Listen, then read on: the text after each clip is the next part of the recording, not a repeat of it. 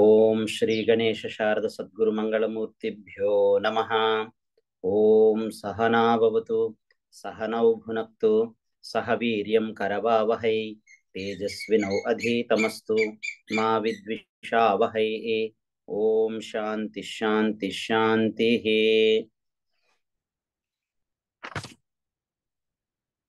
మీమాంసా దర్శనము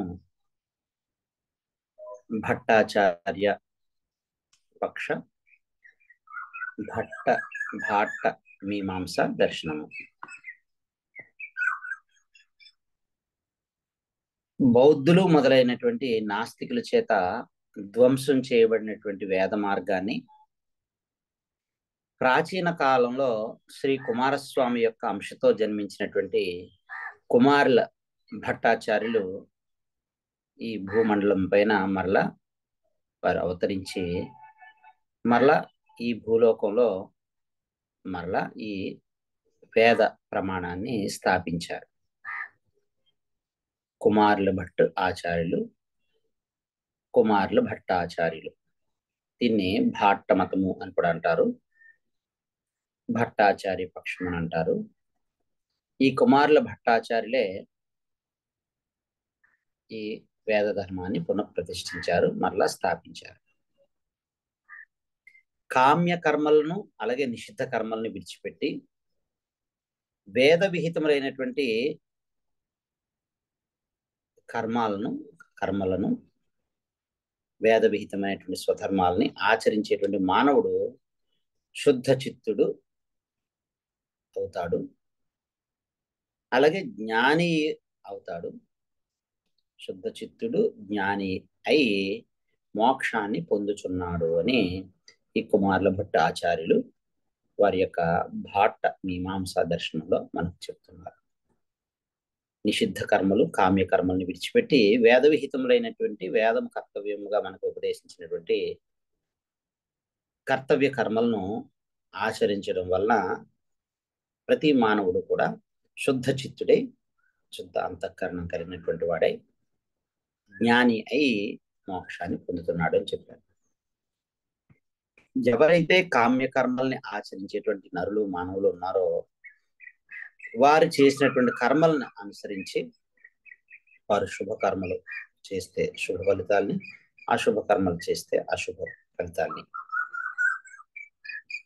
కామ్య కర్మలు వారి కోరుకుని చేసేటువంటి కర్మలు, కామ్య కర్మలను ఆచరించేటువంటి ఈ మనుషులు నరులు వారు చేసినటువంటి కర్మలను అనుసరించి మరలా ఆ కర్మ ఫలాన్ని అనుభవించడానికి పుట్టి మరలా కామ్య ఫలాలను అనుభవించవలసి వస్తుంది. అంటే ఆ కామ్య కర్మలు చేయడం వల్ల వచ్చేటువంటి ఫలితాలని అనుభవించడానికి తప్పకుండా అనుభవించవలసి తీరుతుంది అని చెప్పారు.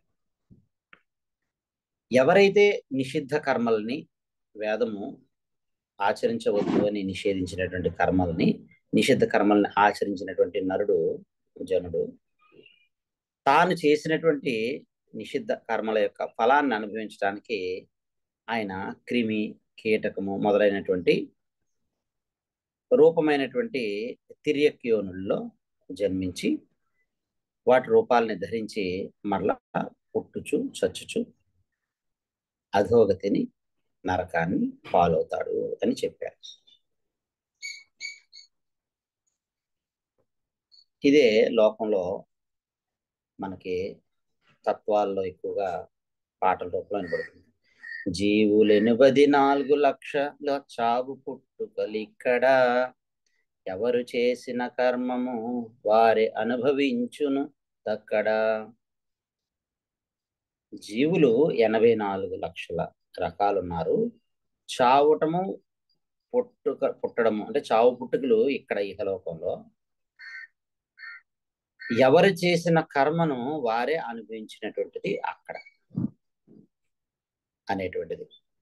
ఇది బాగా లోకంలో ప్రసిద్ధి అయినటువంటి జీవులు 84 లక్షల చావు పుట్టుకలు ఇక్కడ, ఎవరు చేసిన కర్మ వారే అనుభవించున్నది అక్కడ. అందువలన పండితుడైనా కానీ పండితుడైనటువంటి వాడు బాగా ఆలోచించి ధర్మము అధర్మము అంటే ఏది ధర్మము ఏది అధర్మం అని ఈ ధర్మ అధర్మములను తెలుసుకోవాలను, ఎరుక కలిగి ఉండవలను అని చెబుతున్నారు. ఈ ధర్మ అధర్మాలు రెండు కూడా చోదన ప్రధానమైనటువంటి వేద ప్రమాణం వల్లనే మనకి గోచరిస్తున్నాయి. ఇవి చోదన ఒక్కటే ప్రమాణముగా కలవి గాని ప్రత్యక్షాది ప్రమాణములకు గోచరించినవి కావు. కేవలము చోదన ప్రమాణం వల్ల మాత్రమే మనకి తెలిసేటువంటివి అని చెబుతున్నారు. జైమిని మహర్షి వారి యొక్క పూర్వమీమాంసా శాస్త్రాన్ని అథాతో ధర్మ జిజ్ఞాస అథ ధర్మ జిజ్ఞాస అనేటువంటి మొదటి సూత్రంతో ప్రారంభించి చోదన లక్షణ అర్ధ ధర్మ మొదలైన సూత్రంతో ఆయన తెలియజేశారు. అథాతో ధర్మ జిజ్ఞాస చోదనా లక్షణ అర్ధ ధర్మ మొదలైన సూత్రాలతో ప్రారంభం చేశారు. అంటే వేదం అధీత్య స్నాయాత్ అంటే వేదాన్ని ఆరంభించిన నాడు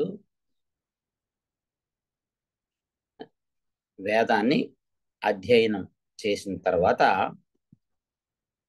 వేద అధ్యయన అనంతరము స్నాతకము అంటే వడుగు ఉపనయనము చేసుకోవాలను. అంటే వివాహమునకై త్వరపడకూడదు. వేద అధ్యయన అనంతరము స్నాతకమునకై అంటే వివాహమునకై త్వరపడకూడదు. వేద అర్థాన్ని కూడా విచారించి ధర్మ జిజ్ఞాస చేయవలేను అని మొదటి సూత్రము పూర్వమీమాంస దర్శనంలో జైమిని మహర్షి వారి చేత రాయబడినటువంటి జైమిని ధర్మ సూత్రముల్లో మొట్టమొదటి మనకి చెప్పబడింది. వేద చోదితమైనటువంటి ధర్మమని, వేద చోదితమైనది ధర్మము అని మనకి రెండో సూత్రం చెప్తుంది. పూర్వమీమాంసా దర్శనంలోని జైమిని మహర్షి వారు రాసినటువంటి జైమిని ధర్మ సూత్రముల్లో ఈ సూత్రముల్లో అథాతో ధర్మ జిజ్ఞాస చోదనా చోదనాలక్షణో అర్ధ అధర్మ అని అకార ప్రశ్లేషమునకే అధర్మ జిజ్ఞాస కూడా ప్రాప్తించుచున్నది. అథాతో అధర్మ జిజ్ఞాస చోదన అలక్షణ అర్ధ అధర్మ అని అకార ప్రశ్లేషము చేత అధర్మ జిజ్ఞాస కూడా ప్రాప్తించుచు ఉన్నది. ఆచరించడానికై ధర్మ జిజ్ఞాసను విడిచి పెట్టడానికై అధర్మ జిజ్ఞాసను కావించవలను అని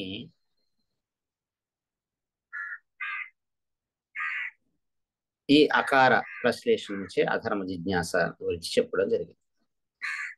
ఈ ధర్మ అధర్మాలు, ధర్మము అధర్మము, ఈ ధర్మ అధర్మములు చోదన ఏకగమ్యములు, వేదం చేత విధించబడినటువంటి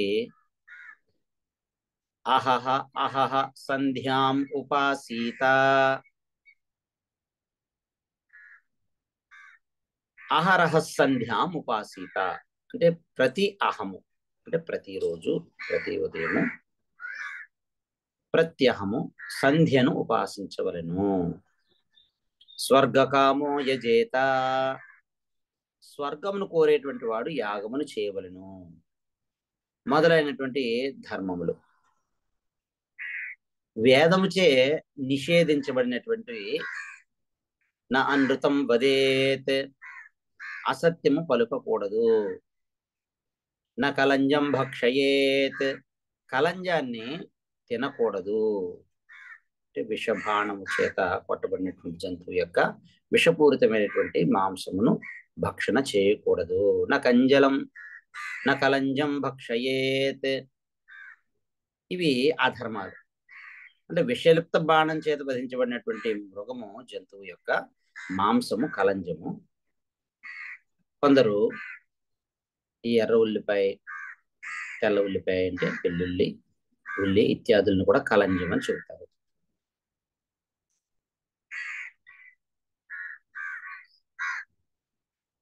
ఒకటి విధి, రెండు అర్థవాదము, మూడు మంత్రము, నాలుగు నామధేయమని వేదము.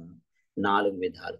వేదంలో విధి భాగము, అర్థవాదము అంటే గొప్పగా దాన్ని స్తుతించి చెప్పడము, మూడు మంత్ర భాగము, నాలుగు నామధేయమని వేదము. నాలుగు విధాలు అంటే ధర్మము అధర్మాలను బోధించేటువంటి వేదము విధి ప్రధానమైనది. విధి అనగా ప్రేరణము. శబ్ద భావన విధి అని భాట్ట మతం.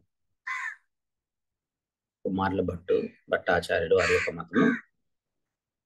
విధి అంటే ప్రేరణము, అంటే శబ్ద భావన విధి అని భాట్ట మతం.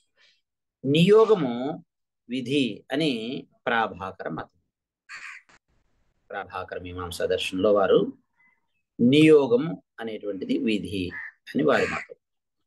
ఇష్ట సాధనత విధి అని తార్కిక మతం. ఇష్ట సాధన విధి అని తార్కిక మతం.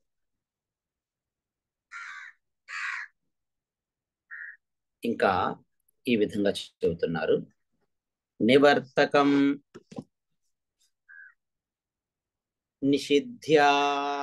నిషిద్ధాద్యతే, నివర్తకం నిషిద్ధాద్యతే పుంసాం ధర్మ ప్రవర్తకం వాక్యం తచ్చోదన వేదే లింగ్లోట్టవ్యాది లాంఛితం.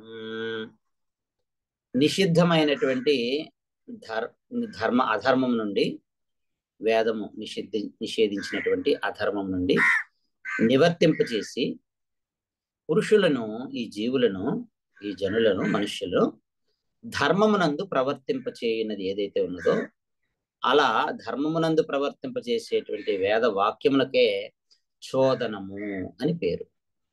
చోదనం అంటే నిషిద్ధమైనటువంటి అధర్మం నుండి ఈ జీవులని నివర్తింపచేసి ఈ జీవులను, పురుషుల్ని, మనుష్యుల్ని ధర్మమునందు ప్రవర్తింపచేసేటువంటి వేదవాక్యానికే చోదనము అని పేరు. ఈ చోదన వేదములో లింగ్, లోట్, తవ్యత్ మొదలైన రూపంలో ఉంటుంది. పాణిని మహర్షి వారి యొక్క అష్టాధ్యాయంలో, పాణిని మహర్షి వారి యొక్క అష్టాధ్యాయంలో భూతకాలము, వర్తమాన కాలము, భవిష్యత్ కాలము, ఈ మూడు కాలాలని బోధించడానికి వారు మనకు 10 చిహ్నాలను చెప్పారు. ఒకటి లట్, 2 లిట్, 3 లుట్, 4 లిట్, 5 లేట్, 6 లోట్, అలాగే 7వది లంట్, 8వది లింక్ట్, 9వది లింక్ట్, లింజ్, 10వది లింజ్ అనేటువంటి 10 లకారాలని విధించారు. వర్తమానే లట్ అని పాణిని యొక్క 3వ అధ్యాయంలో 2వ పాదంలో 123వ సూత్రము వర్తకాలం నందు లట్ వచ్చును మొదలగు సూత్రముల చేత భువ అనేటువంటి ధాతువు భువ ఆది ధాతువులకు దశవిధ లకారములందు వివిధ రూపాలు ఉంటును. లట్టు, లిట్టు, లిట్టు, రిట్టు, లేటు, లోటు, లంగ్, లింగ్, లుంగ్, లృంగ్ అనేటువంటి 10 లకారాలు వాటి యందు వివిధ రూపాలు ఉంటాయి. వీటిలో లింగర్థే లేట్ అని పాణిని వారి యొక్క అష్టాధ్యాయంలో 3వ అధ్యాయం 4వ పాదంలో 7వ సూత్రంలో విధించబడినటువంటి పంచమ లకారమైనటువంటి లేట్, పంచమ లకారం. ఈ 10 లకారాల్లో 1 లట్టు, 2 లిట్టు, 3 లుట్టు, 4 రుట్టు, 5 లేట్. ఈ లేట్ ఛందో మాత్ర గోచరము. పంచమ లకారమైనటువంటి లేట్ ఛందో మాత్ర గోచరము. జోషిషత్, తారిషత్ ఇత్యాది వీటిని తెలియజేస్తుంది.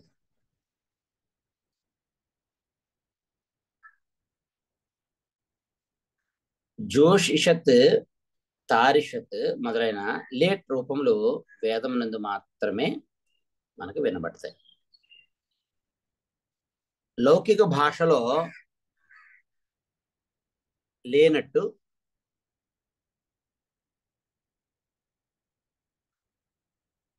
ప్రయోగము లేదు. ఈ లౌకిక భాషలు అంటే మనం వ్యవహారంలో ఉండేటువంటి ఈ భాషల్లో ఈ పంచమలకారమైనటువంటి లేట్కి ప్రయోగం లేదు.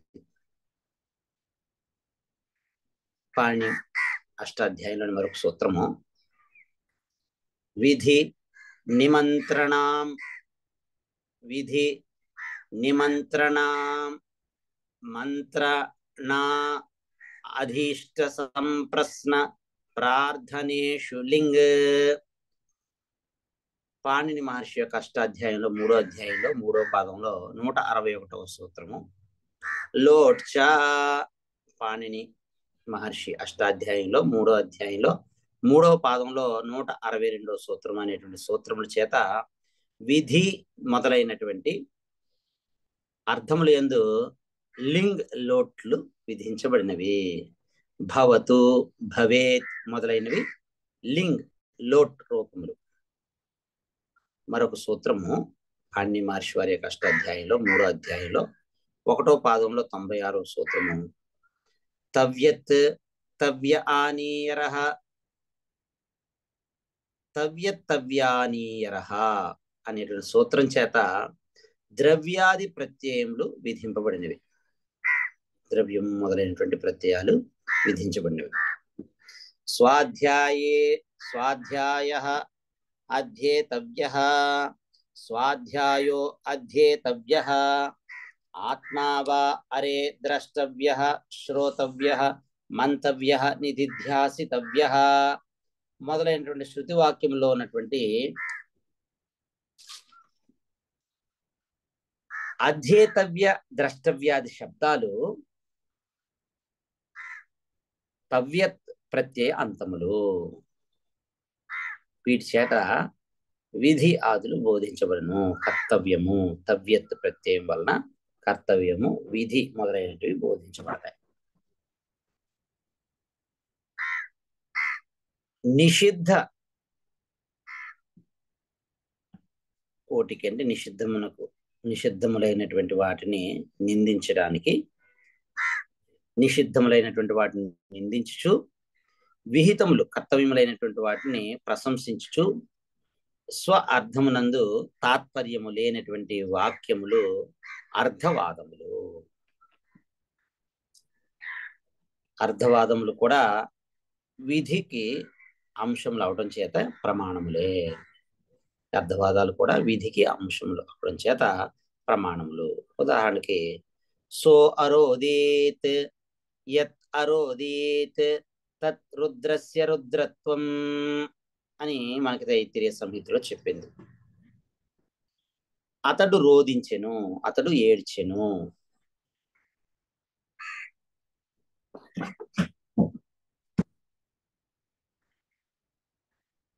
రోదించడం వల్లనే రుద్రునకు రుద్రత్వం కలిగినదని దీని అర్థం.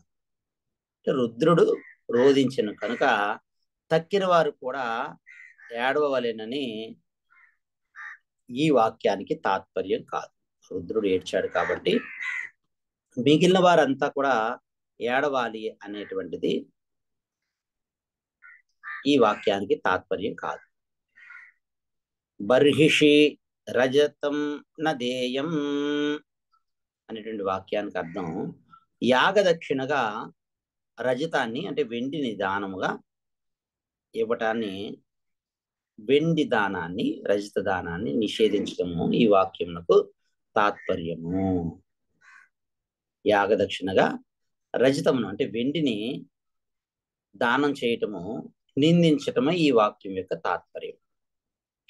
తైత్తిరీయ సంహితంలో ప్రథమాష్టకంలో పంచమ ప్రపాఠకంలో ప్రథమ అనువాకం నందు ఈ విధంగా చెప్పబడింది.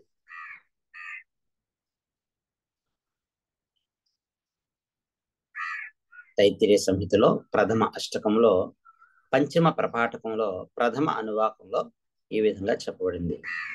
సో అరోదేత్ యత్ అరోదీత్ తత్ రుద్రస్య రుద్రత్వం యత్ అశ్రసీః యత తత్ రజతగం హిరణ్యం అభవత్ తస్మాత్ రజతగం హిరణ్యం అదక్షిణ్యం అశ్రుజగం హి యో బర్హిషి దదాతి పురాస్య సంవత్సరాత్ గృహే రుదంతి తస్మాత్ బర్హిషి నదేయం అని తైత్రీయ సంహితలో ఉన్నటువంటి ప్రథమాష్టకంలో పంచమ ప్రపాఠకంలో ప్రథమ అనువాకంలో చెప్పడం జరిగింది. పూర్వం ఈ దేవాసురులకు యుద్ధమైంది. దేవతలకు అసురులైనటువంటి రాక్షసులకు యుద్ధం జరిగింది. అప్పుడు దేవతలు తాము సంపాదించినటువంటి మణులు, ముత్యాలు మొదలైనటువంటి ధనాన్ని రక్షించడానికి అగ్నిదేవుణ్ణి అక్కడ ఉంచి అక్కడ నిక్షేపించారు. అగ్ని యందు నిక్షేపించారు. ఈ ధనం అంతా కూడా అగ్ని యందు నిక్షేపించారు. యుద్ధంలో పరాజయం సంభవించినట్లయితే ఈ ధనమును ఉపయోగించుకొని వచ్చని దేవతల యొక్క ఆశయం. అందుకని అక్కడ దాచిపెట్టారు అగ్నిలో. అగ్నిదేవుడు ఏం చేశాడు? లోభంతో, ఆశతో ఆ ధనాన్ని తీసుకుని పారిపోయారు. తరువాత వాళ్ళకి దేవతలకు రాక్షసులకు జరిగినటువంటి యుద్ధంలో దేవతలకు ఉన్నటువంటి పుణ్య విశేషం వలన, పుణ్యవశం చేత దేవతలకు యుద్ధంలో విజయం లభించింది. ఆ విజయ అనంతరము ఆ దేవతలందరూ కూడా అగ్నిని వెతికి పట్టుకుని అతని దగ్గర నుంచి బలవంతంగా ధనాన్ని వెనక్కి తీసుకున్నారు. అలా తీసుకోవడం వల్ల ఆ అగ్ని ఏడవడం జరిగింది. ఏడ్చాడు, రోదనం చేశాడు. రోదనం చేయడం చేత రుద్రత్వము కలిగింది అగ్నిదేవుడికి. ఆ రుద్రుని యొక్క కన్నీటి బిందువులు భూమిపై పడి అవే వెండి, ఈ రజతములు అయ్యాయి. అశ్రు సంభవమైన వెండి దక్షిణగా ఇవ్వటానికి యోగ్యమైంది కాదు. వెండిని దక్షిణగా ఇచ్చినటువంటి వాని యొక్క గృహంలో, ఇంటిలో సంవత్సరంలోగా రోదనము సంభవించును, ఏడుపు సంభవించును. కాబట్టి వెండిని యాగదక్షిణగా ఇయ్యకూడదు అని దీని అర్థం. యాగదక్షిణగా వెండిని నిందించడం చేత ఇది నింద అర్థవాదము. ఇది కూడా అర్థవాదమే. దీన్ని కూడా గొప్పగా చేసి చెప్పారు. దీన్ని నిందని గొప్పగా చేసి చెప్పారు. వాయు వై క్షేపిష్టా దేవత అనేటువంటిది వేదవాక్యము. వాయువు శీఘ్రగామి అయినటువంటి దేవత. వాయువు శీఘ్రగామి అయినటువంటి దేవత అని దీనికి అర్థం. అంటే వాయువు శీఘ్రంగా పరిగెత్తుకుని వస్తాడంటే వాయు వేగంగా వస్తాడు. వాయువు శీఘ్రగామి అయినటువంటి దేవత కాబట్టి తక్కిన వారు కూడా వేగంగా పరిగెత్తవలెను అని ఈ వాక్యములకు తాత్పర్యం కాదు. వాయవ్యగ్గే శ్వేతం ఆలభేత భూతికామః అని తైత్తిరీయ సంహిత ద్వితీయ అష్టకంలో, రెండవ అష్టకంలో, మొదటి ప్రపాఠకంలో ప్రథమ అనువాకం నందు ఈ విధంగా చెప్పబడింది.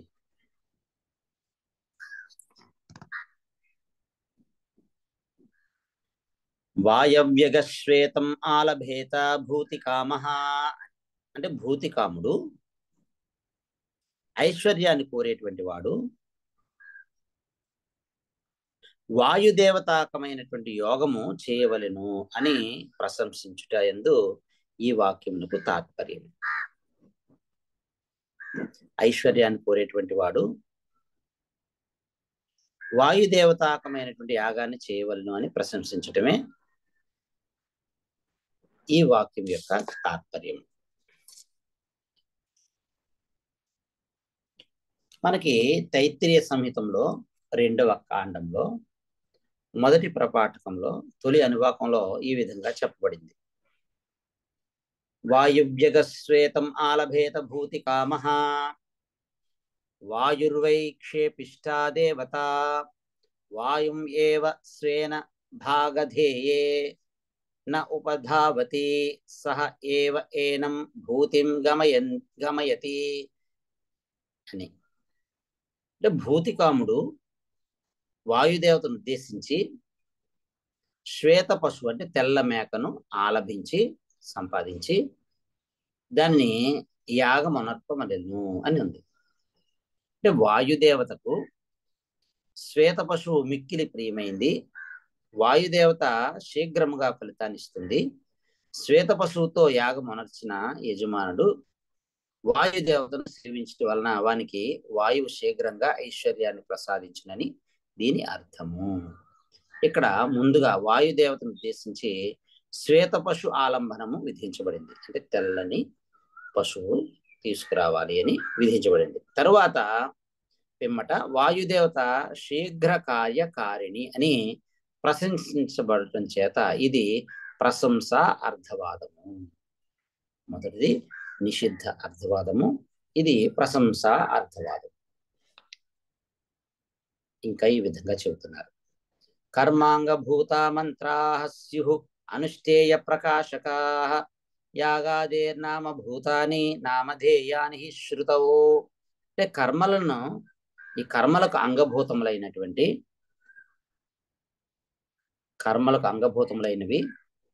అనుష్ఠేయ అర్థాలని ప్రకాశింపజేయనివి అయినటువంటి మంత్రములు. కర్మలకు అంగభూతములైనవి అనుష్ఠేయ అర్థములను ప్రకాశింపజేయనివి మంత్రములు. అనిష్ఠేయములు అనగా అనుష్ఠింపదగిన కర్మములు యాగములు. కర్మముల యొక్క ప్రయోగమునందు తెలియదగిన ద్రవ్యము దేవతా మొదలగు వానిని స్మరింపజేసి కర్మ అనుష్ఠానమునకు ఉపకరించేటువంటి వాక్యములు మంత్రములు. అగ్నయే జుష్టం నిర్వపామి అని తైత్తిరీయ సంహిత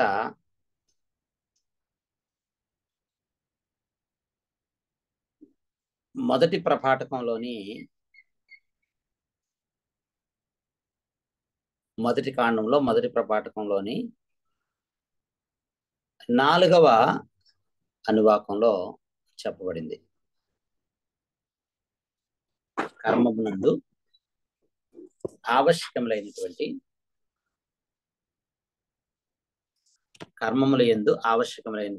అగ్ని అనేటువంటి దేవతను పురోడాశము అను హవిస్సును ఈ మంత్రము ప్రకాశింపజేస్తుంది, ఈ మంత్రము స్మరింపజేస్తుంది. ఉద్విదా యజేత పశుకామః అను వాక్యం.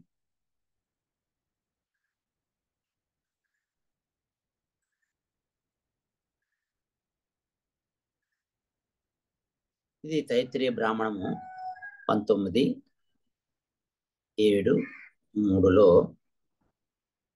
ఉన్నది. ఉద్విద్యాగము అనేటువంటి దాన్ని చెబుతుంది. చిత్రయా యజేత పశుకామః అని తైత్తిరీయ సంహిత 2వ కాండంలో 4వ ప్రపాఠకంలో 6వ అనువాకంలో చెప్పబడింది.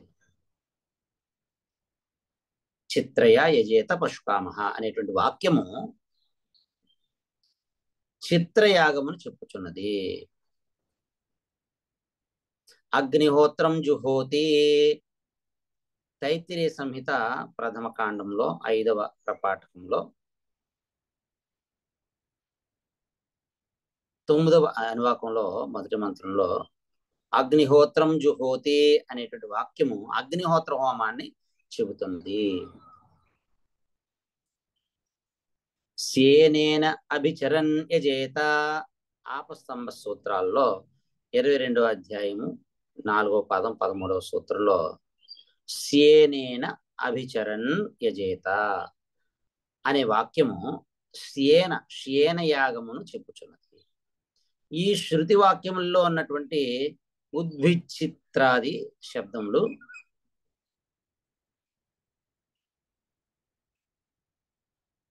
ఉద్భిత్ చిత్రాది శబ్దాలు యాగ నామధేయములు, యాగముల యొక్క పేర్లు.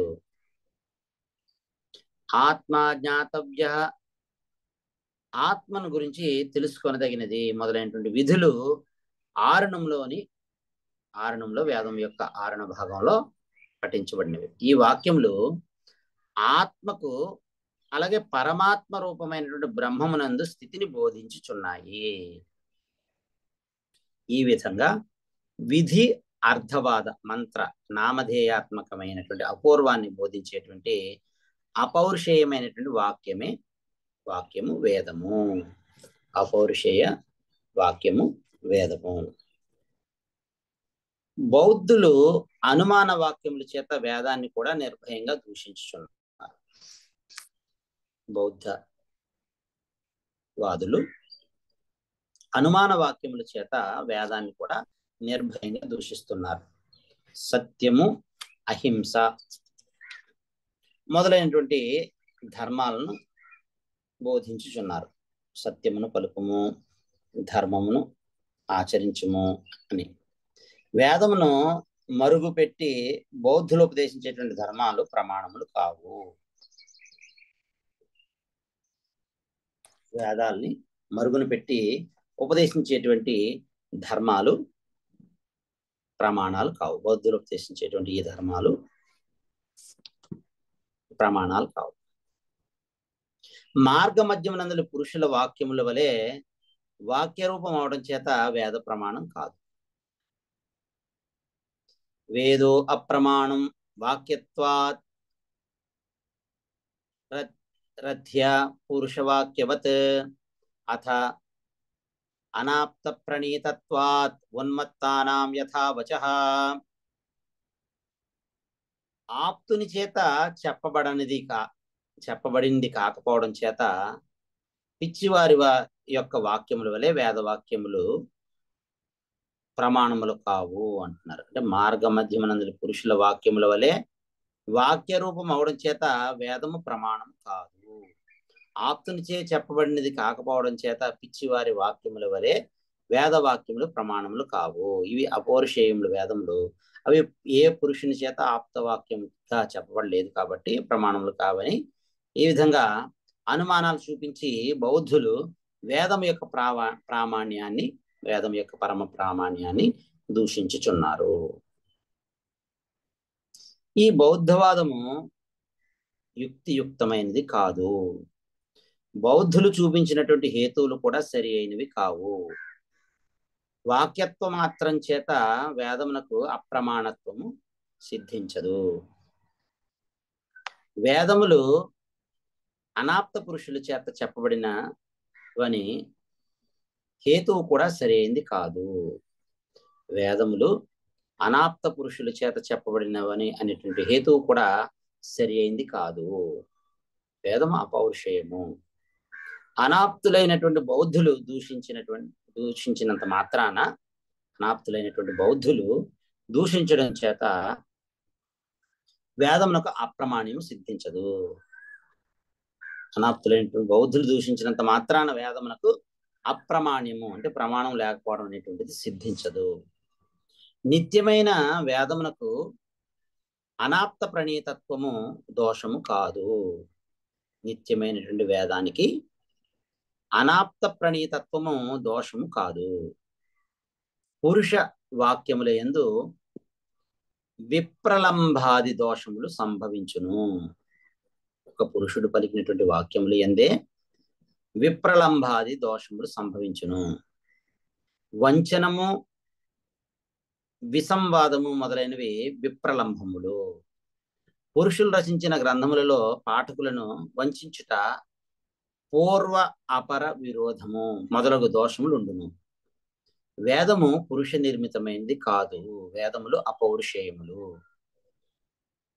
వేదము పురుష నిర్మితమైనది కాదు, అపౌరుషేయము. అపౌరుషేయమైన వేదమునందు దోష శంకయే ఉండదు.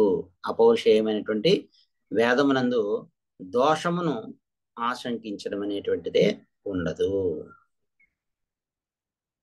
అందువలన వేదములు అపౌరుషేయములు. అపౌరుషేయమైనటువంటి వేదమునందు దోష శంకయే ఉండదు. ఈశ్వరోక్తములు అవడం చేత వేదములు ప్రమాణములు అని అంగీకరించు కొందరు నైయాయికాదులు వేదములు పౌరుషేయములే కానీ అపౌరుషేయములు కావని చెప్తున్నారు. ఈశ్వరుణ్ణి కూడా వాళ్ళు ఒక వ్యక్తిగా పరిగణిస్తూ ఈశ్వరోక్తములు అవడం చేత వేదములు ప్రమాణమని అంగీకరించు, కొందరు నైయాయికులు న్యాయ దర్శనాన్ని అనుష్ఠించేటువంటి వారు గౌతమ మహర్షి ఇత్యాదులు వేదములు పౌరుషేయములే కానీ అపౌరుషేయములు కావు అని చెప్తూ ఉన్నారు. వేదము వాక్యాత్మకం అవడం వలన మహాభారతాదుల వలె పౌరుషేయము అంటున్నారు. అంటే సర్వేశ్వరుడు వేదమును రచించడం వలన వానికి ప్రామాణ్యము సుస్థిరంగా లభించుచున్నదని వైశేషిక నైయాయికుల యొక్క వాదం. కణాద సిద్ధాంతం, కణాద మహర్షి వారు ప్రతిపాదించినటువంటి వైశేషిక దర్శనము, గౌతమ మహర్షి వారి చేత ప్రణీతమైనటువంటి న్యాయ దర్శనము, ఈ ఇద్దరు వైశేషిక నైయాయికుల యొక్క దర్శనముల యొక్క వాదం. సర్వేశ్వరుడు వేదాన్ని రచించడం వలన వానికి ప్రామాణ్యం సుస్థిరంగా లభించుచున్నది అని వైశేషికులు నైయాయికుల యొక్క వాదం. అందువలన వారు వేదమును పౌరుషేయము అని అంటారు. ఈ వాక్యము ప్రమాణమా కాదా? ఈ వాక్యము ప్రమాణమా, ఈ వాక్యం ప్రమాణం కాదా అని విచారణము పౌరుషేయమైనటువంటి దాని యందు సంభవిస్తుంది. వేదములకు వక్తయే లేడు కాబట్టి ఆ వాదము ఇక్కడ పొసగదు. అపౌరుషేయము వేదము అనేటువంటి వాదన ఇక్కడ పొసగదు అని, ఈ వేదవాక్యము ప్రమాణమా, ఈ వేదవాక్యం ప్రమాణం కాదా అనేటువంటి విచారణము పౌరుషమైనటువంటి దాని పౌరుషేయం ఏదైనా ఒక పురుషుడు చెప్పినటువంటి శాస్త్రం నందే, జ్ఞానం నందే సంభవిస్తుంది తప్ప వేదానికి వక్తే లేడు, అపౌరుషేయం అని అంటున్నారు కాబట్టి ఈ వాదము ఇక్కడ పొసగదు. ప్రామాణ్యం విద్యతే న ఇతి పౌరుషేయేషు యుజ్యతే వేదే వక్తు అభావాచ్చ తద్వారాపి సుదుర్లభ. ఈ వాక్యము ప్రమాణమా కాదా అని విచారణము పౌరుషేయములైనటువంటి దాని యందు సంభవించును, వేదానికి వక్తయ్య లేడు కాబట్టి ఆ వాదం ఇక్కడ పొసగదు అని చెబుతున్నారు. మీ నైయాయికుల యొక్క మతంలో, వైశేషిక దర్శనంలో నైయాయికులు అంటే గౌతమ మహర్షి వారి చేత ప్రణీతమైనటువంటి న్యాయ దర్శనంలో, మీ నైయాయికుల యొక్క మతంలో వేదములు అనిత్యములు, మీ న్యాయ దర్శనంలో వేదములు అనిత్యములు. మా మీమాంసకుల యొక్క మతంలో వేదములు నిత్యములు. కాబట్టి మీమాంసకుల చేత వేదముల యొక్క నిత్యత్వము చెప్పబడింది. ఆ వాదము వేద ప్రామాణ్య సిద్ధికై ఉపయోగపడుతుంది. ఆ వేదముల యొక్క ప్రామాణ్యాన్ని నిలపడానికే మేము సర్వేశ్వర ప్రణీతములని చెప్పుచున్నాము అని నైయాయికుల యొక్క వాదము. న్యాయ దర్శనాన్ని పాటించేటువంటి వారు, గౌతమ మహర్షి వారి చేత ప్రణీతమైనటువంటి న్యాయ దర్శనాన్ని పాటించేటువంటి నైయాయికుల యొక్క వాదం. ఈ వేదాలు పరమేశ్వర ప్రోక్తములు అవటం చేత పౌరుషేయములను నైయాయికుల యొక్క వాదము సరికాదు. వేదములు పరమేశ్వర ప్రోక్తములు అవటం చేత పౌరుషేయములు అనటము అనేటువంటి నైయాయికుల యొక్క న్యాయ దర్శనాన్ని ప్రతిపాదించినటువంటి గౌతమ మహర్షి వారి చేత ప్రణీతమైనటువంటి న్యాయ దర్శనాన్ని అనుసరించేటువంటి నైయాయికుల యొక్క వాదము సరికాదు. ఏ ప్రమాణం అనుసరించి మీ నైయాయికులు మీ న్యాయ దర్శనం అనుసరించేటువంటి వారు ఈశ్వరుణ్ణి కల్పించుచున్నారు? ఆ భగవంతుడు వేదము చెప్పుట వలన సిద్ధించుచున్నాడు అన్నచో ఆ వేదము నిత్యమైందా అనిత్యమైందా? యత్ కృతకం తద్ అనిత్యం. ఆ భగవంతుడు వేదము చెప్పడం వలన సిద్ధించుచున్నాడు అన్నచో ఆ వేదము నిత్యమైందా అనిత్యమైందా అని ప్రశ్నిస్తే వేదము అయినట్లయితే తత్ ప్రామాణ్య సిద్ధికై ఈశ్వర కర్తృత్వ కల్పన ఎందులకు? వేదం నిత్యమైనట్లయితే ఆ వేద ప్రామాణ్య సిద్ధికై ఈశ్వర కర్తృత్వము కల్పనము చేయటము ఎందులకు అని ప్రశ్నిస్తున్నారు. వేదము నిత్యము కాదు అన్నచో అన్యోన్యాశ్రయ దోషము సంభవించును. అన్యోన్యాశ్రయ దోషము సంభవించును. వేదం నిత్యము కాదు అని అన్నట్లయితే అన్యోన్య ఆశ్రయ దోషము సంభవించును. భగవంతుడు చెప్పుట వలన వేదము ప్రమాణము అని ముందు చెప్తున్నావు. భగవంతుడు ఉన్నాడనట్లో ఏమి ప్రమాణం అన్నచో వేదమును ప్రమాణంగా చూపుతూ ఉన్నాం. భగవంతుడు చెప్పడం వలన, ఈశ్వరుడు చెప్పడం వలన వేదం ప్రమాణము అని చెప్తున్నావు. భగవంతుడు ఉన్నాడు అనటంలో ఏమిటి ప్రమాణము అని ప్రశ్నిస్తే వేదమును ప్రమాణంగా చూపుతున్నావు. ఇప్పుడు ఒక ప్రశ్న వస్తుంది, వేదము ముందా భగవంతుడు ముందా, లేదా భగవంతుడు ముందా లేక వేదము ముందా అని ప్రశ్న వస్తుంది. భగవంతుడు ముందా అనే ప్రశ్న లేదా వేదము ముందా అనే ప్రశ్న. భగవంతుడు చెప్పడం వలన వేదము ప్రమాణమైందా అనే ప్రశ్న వస్తుంది, లేక వేదము చెప్పడం వలన భగవంతుడు సిద్ధించుచున్నాడా అనే ప్రశ్న వస్తుంది. చూడండి ఎన్ని ప్రశ్నలు ఉదయిస్తున్నాయో. భగవంతుడు ముందా వేదం ముందా? భగవంతుడు చెప్పడం వలన వేదము ప్రమాణమైందా, లేక వేదము చెప్పడం వలన భగవంతుడు సిద్ధించుచున్నాడా అనేటువంటి ప్రశ్నలు ఉదయిస్తాయి. భగవంతుని యొక్క ఉనికి, భగవంతుని యొక్క సత్తా వేదముపై ఆధారపడినది కాదు. ఈశ్వరుని యొక్క ఉనికి, ఈశ్వరుని యొక్క అస్తిత్వము, సత్తా వేదముపై ఆధారపడినది. భగవంతుని యొక్క సత్తా ఉనికి వేదంపై ఆధారపడినది. వేదం యొక్క సత్తా భగవంతునిపై ఆధారపడినది. భగవంతుని యొక్క ఉనికి, అస్తిత్వము, వేదం యొక్క సత్తా భగవంతునిపై ఆధారపడి ఉంది. భగవంతుని యొక్క సత్తా ఉనికి వేదంపై ఆధారపడి ఉంది. ఈ విధంగా అన్యోన్య ఆశ్రయ దోషణము సంభవించుచున్నది.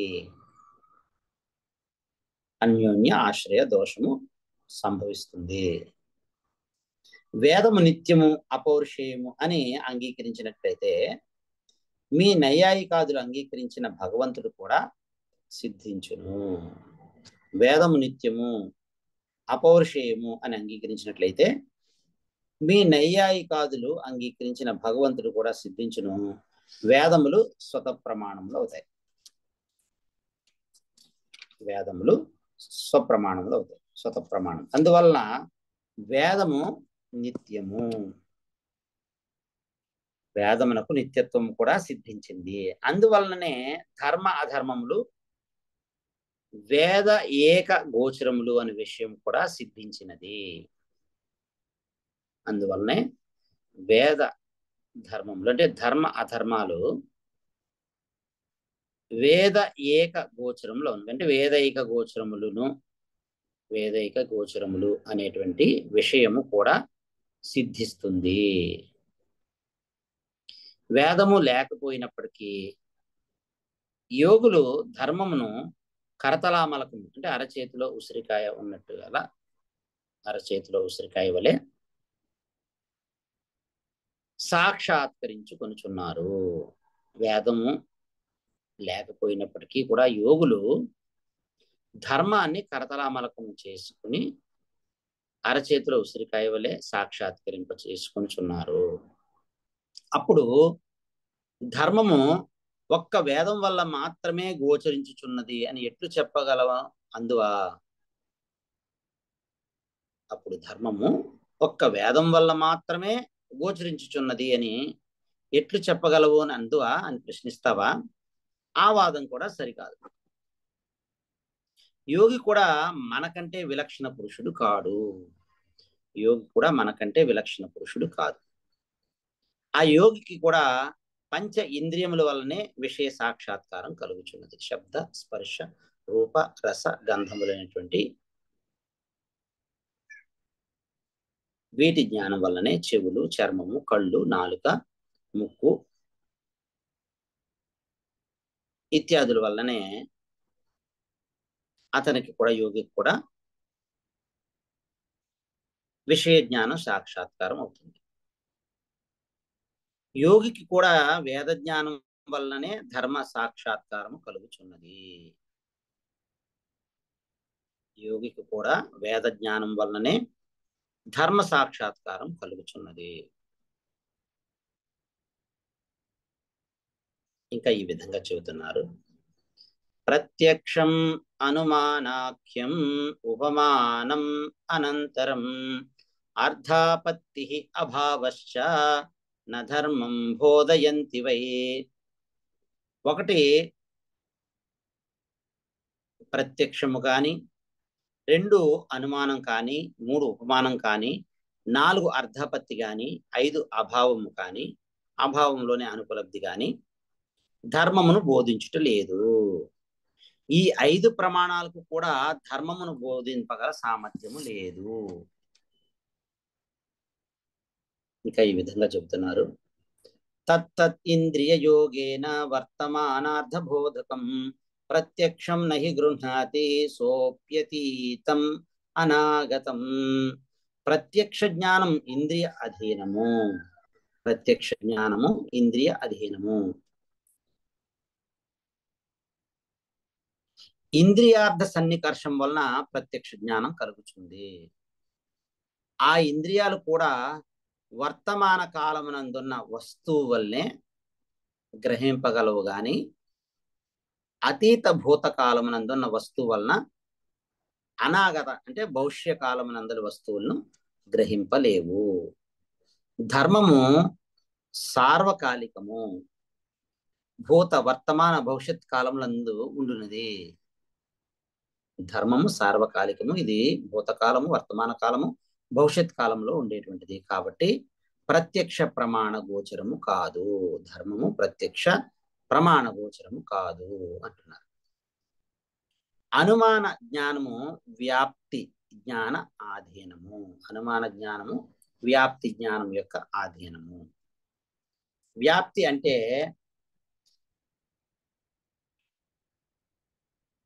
పొగకు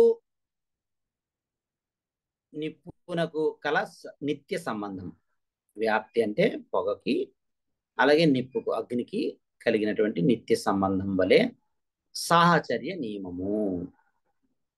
పొగను బట్టి నిప్పును అనుమానించుచున్నాము, ఊహించుచున్నాము. ఈ అనుమానం కూడా రూపము గల వస్తువులు ఎందే ప్రవర్తించును గాని రూపము లేనటువంటి వస్తువులు ఎందు ప్రవర్తింపలేదు. ఒక పర్వతమునందలి అగ్నిని అనుమానించడానికి దృష్టాంతమైనటువంటి వంట ఇల్లు మహాసనము నందలి నిప్పు కూడా రూపము కలది. అనుమాన హేతువైన పొగకు కూడా రూపము ఉన్నది. కానీ ధర్మ అధర్మములు రూపము లేనివి. కాబట్టి అనుమాన ప్రమాణం కూడా ధర్మ అధర్మాలకు బోధింపలేదు.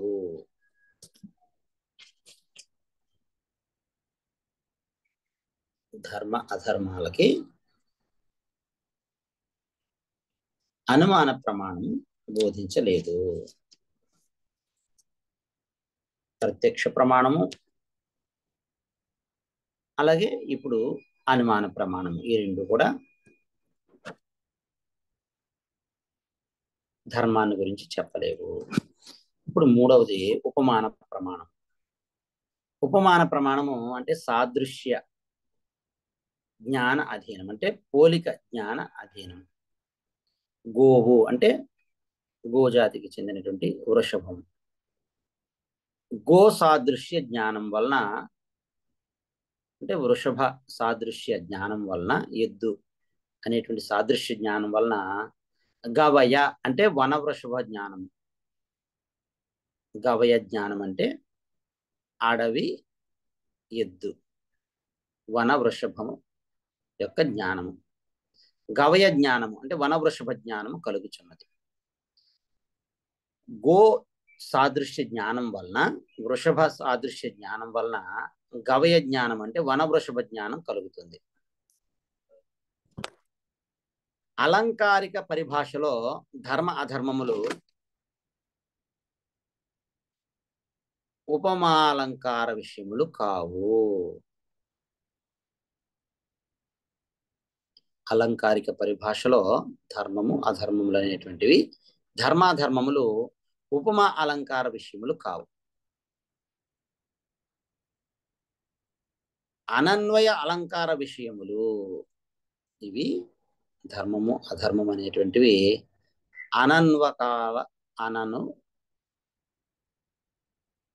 అనన్వయ అలంకార విషయములు లేక అసమా అలంకార విషయములు. అసమ అలంకార విషయములు.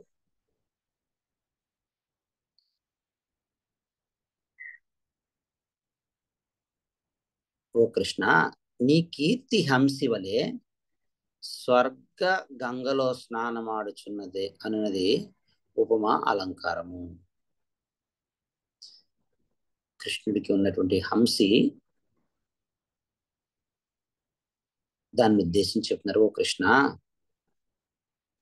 నీ కీర్తి హంసి వలె స్వర్గ గంగలో స్నానమాడుచున్నది అన్నది ఉపమా అలంకారం. కృష్ణుని యొక్క కీర్తి హంసి వలె స్వర్గగంగలో స్నానమాడుచున్నది అనేటువంటి ఉపమాలంకారము. ఈ ఉపమాలంకారంలో 1 ఉపమేయము, 2 ఉపమానము, 3 ఉపవాచకము, 4 సామాన్య ధర్మము ఉంటాయి. 1 దేనిని పోల్చుచున్నామో అది ఉపమేయము. ఇక్కడ కీర్తి ఉపమేయము.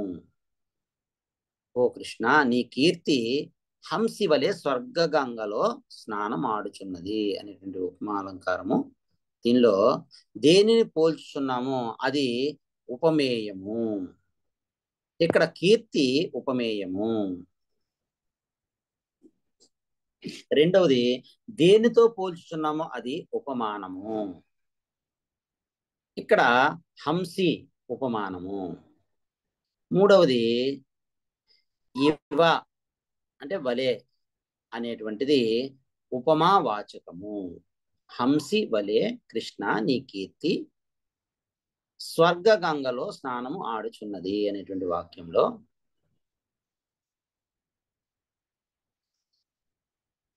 ఇవ అంటే వలే, హంసి వలే అనేది ఉపమావాచకం. నాలుగవది ఉపమాన ఉపమేయములందు సమానముగా ఉన్నటువంటి ధర్మము సామాన్య ధర్మము. ఇక్కడ స్వర్గం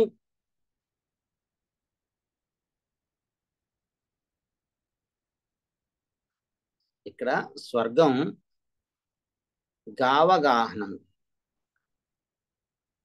సామాన్య ధర్మం.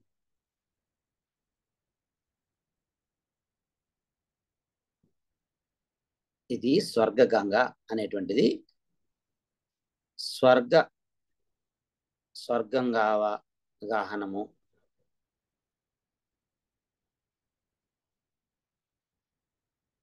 ఇక్కడ స్వర్గంగా అవగాహనము సామాన్య ధర్మము. ఓ కృష్ణ, నీ కీర్తి హంసి వలె స్వర్గగంగలో స్నానం ఆడుచున్నది అనేటువంటిది ఉపమా అలంకారం.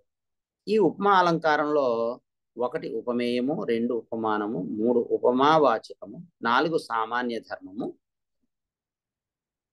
ఉంటాయి. ఒకటవది దేనిని పోల్చుచున్నామో అది ఉపమేయము. ఇక్కడ కీర్తి ఉపమేయము. రెండవది దేంతో పోల్చుచున్నామో అది ఉపమానము. ఇక్కడ హంసి ఉపమానం.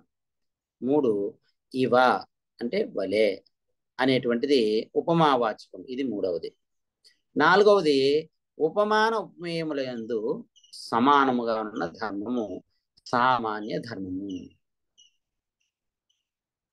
ఇక్కడ స్వర్గ గంగలో స్నానమాడటము అనేటువంటిది సామాన్య ధర్మము.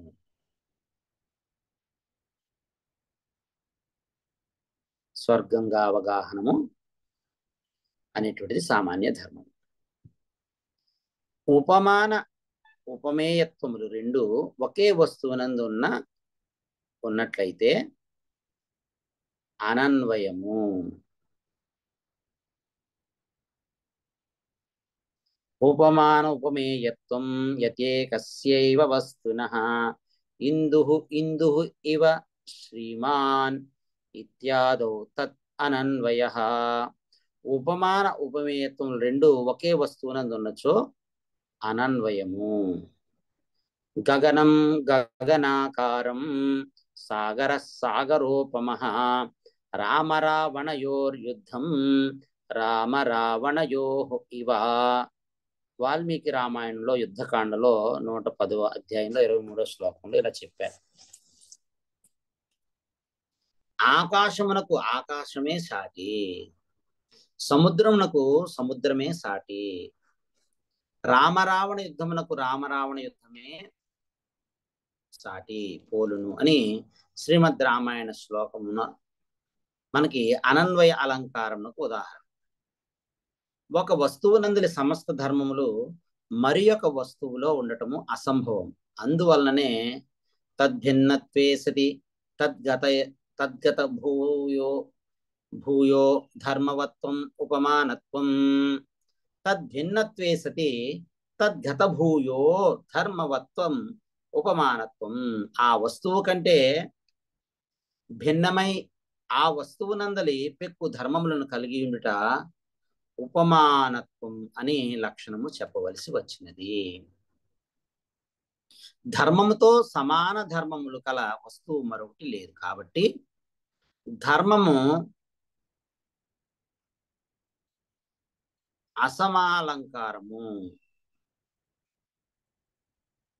కాబట్టి ధర్మము అసమా అలంకారమునకు లక్ష్యము అవుతున్నది. ఈ అసమా అలంకారము శోభాకర మిత్రుని యొక్క అలంకార రత్నాకరం నందు జగన్నాథ పండిత రాయుల యొక్క రసగంగాధరము అనేటువంటి దాని యందు చెప్పబడింది. ఇంకా సర్వథా ఏవ ఉపమా నిషేధో అసమాఖ్యో అలంకారః. సర్వథా ఉపమానమును నిషేధించటము అసమ అలంకారమని రసగంగాధరంలో మనకి ఆ గ్రంథంలో జగన్నాథ పండితురాయలు వారు చెప్పారు.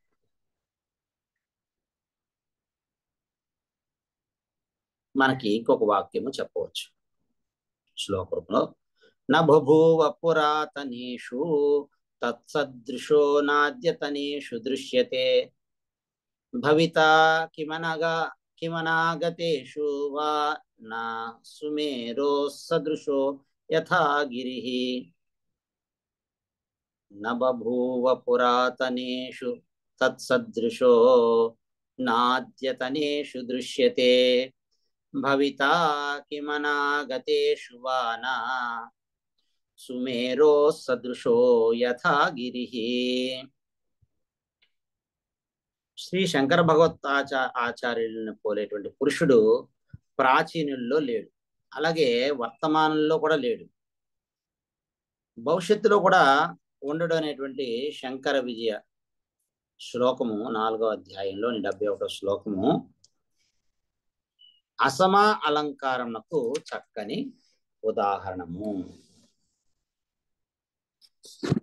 మేరు పర్వతాన్ని పోలినటువంటి పర్వతములు ఉంటాయా అనేటువంటి 4వ పాదము చేత ఇది అర్ధాంతర న్యాస అనుప్రాణితమైనటువంటిది.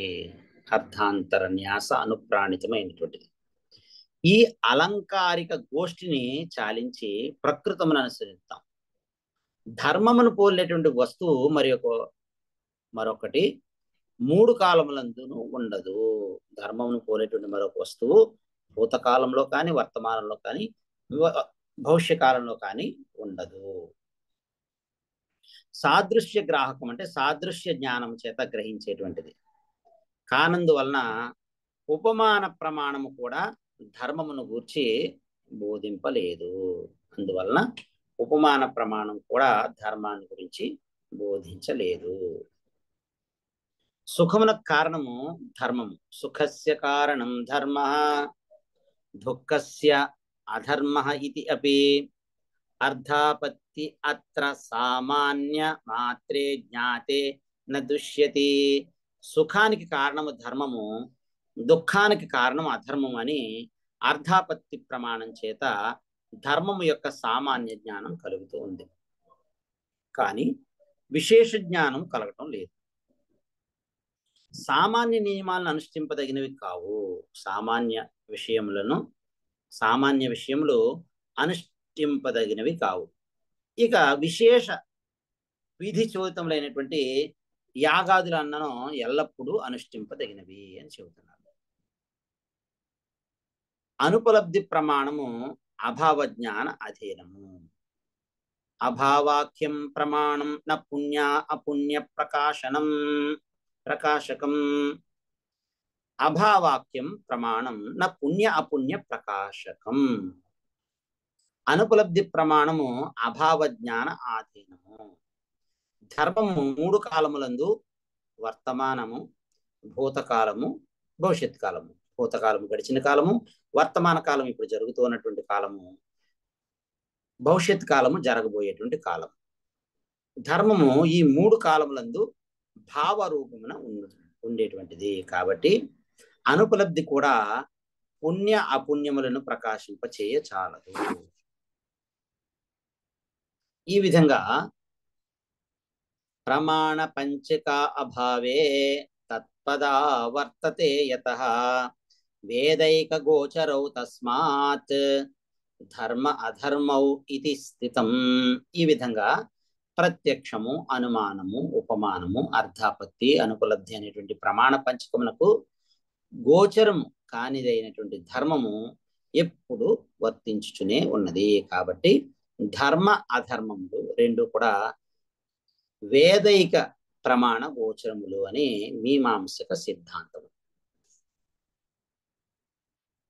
ఈ భాట్ట మీమాంసక సిద్ధాంతం కుమారుల భట్టాచార్యుడు ప్రవర్తింపజేసినటువంటి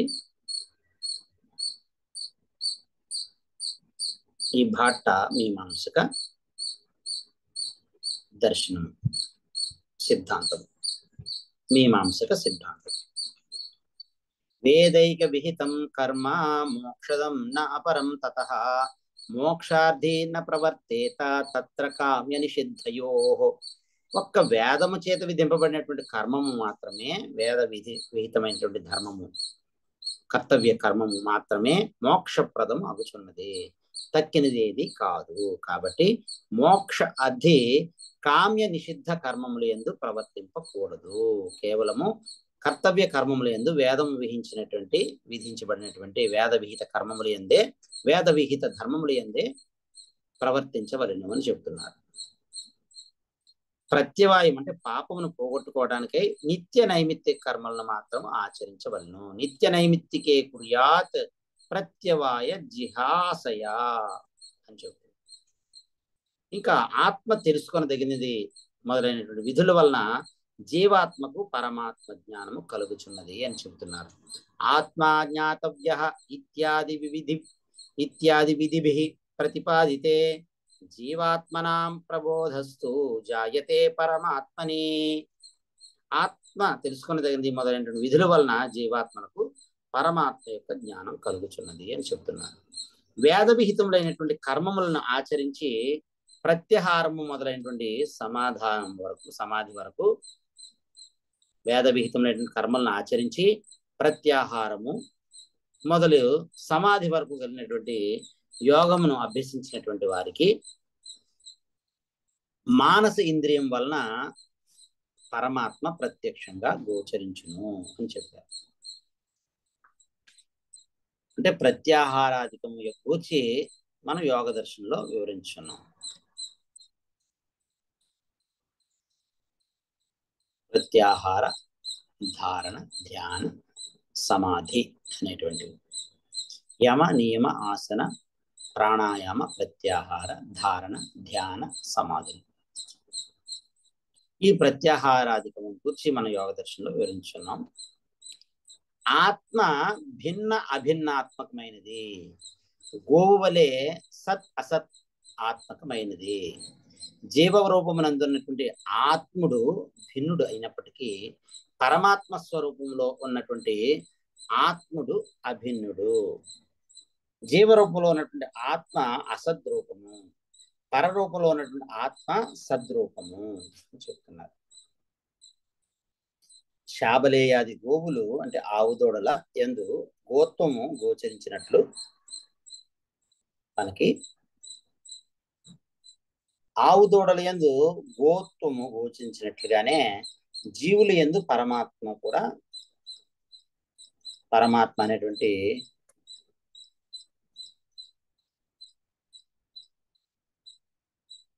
స్యూత వృత్తి అంటే ఎడతెగనటువంటి వర్తనం ఉండునని తెలుసుకోవలెను.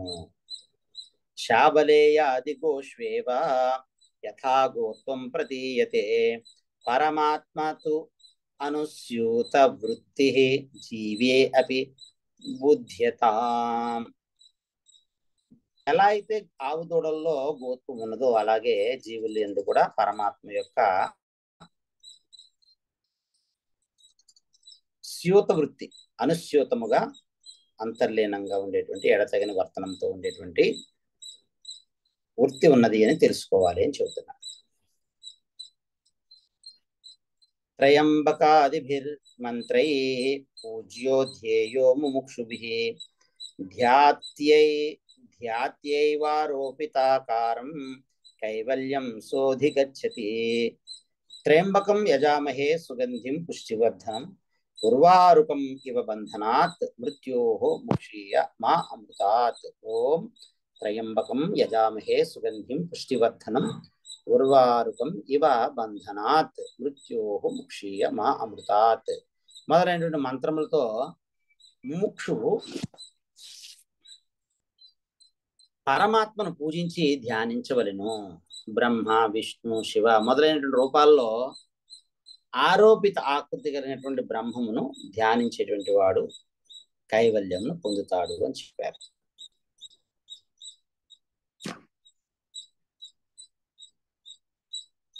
త్రయంబకాదిభిర్మంత్రైః పూజ్యో ధ్యేయో ముముక్షుభిః ధ్యాత్యైవారోపితాకారం కైవల్యం సోధిగచ్చతి.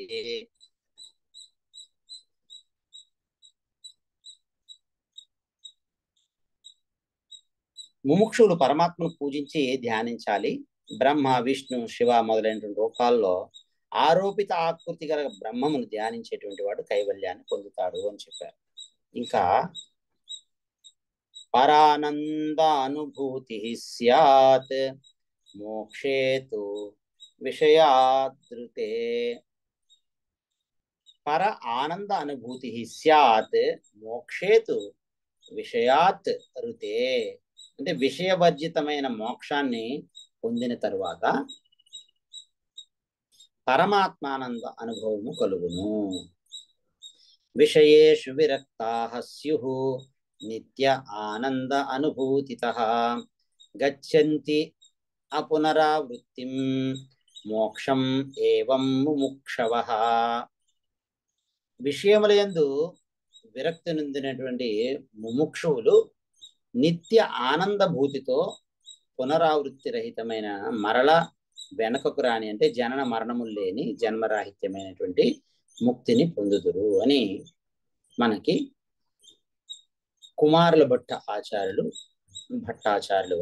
వారి యొక్క భట్టాచార్య పక్షమైనటువంటి భాట్ట మీమాంసక దర్శనములో మనకి చెప్పారు. దీంతో మనకి భాట్ట మీమాంస అంటే మీమాంసా దర్శనంలో ఉన్నటువంటి మీమాంసా దర్శనంలోని భాట్ట మతం అనేటువంటి భాట్ట మీమాంసా దర్శనము సంపూర్ణమైనది. ఓం పూర్ణమదః పూర్ణమిదం పూర్ణాత్ పూర్ణముదచ్యతే పూర్ణస్య పూర్ణమాదాయ పూర్ణం ఏవ అవశిష్యతే. ఓం శాంతి శాంతి శాంతి. హరి ఓం శ్రీ గురుభ్యో నమః. హరి ఓం. ఏతత్ సర్వం శ్రీ సద్గురు చరణారవిందార్పణమస్తు. శ్రీ పరమేశ్వరార్పణమస్తు. స్వస్తి.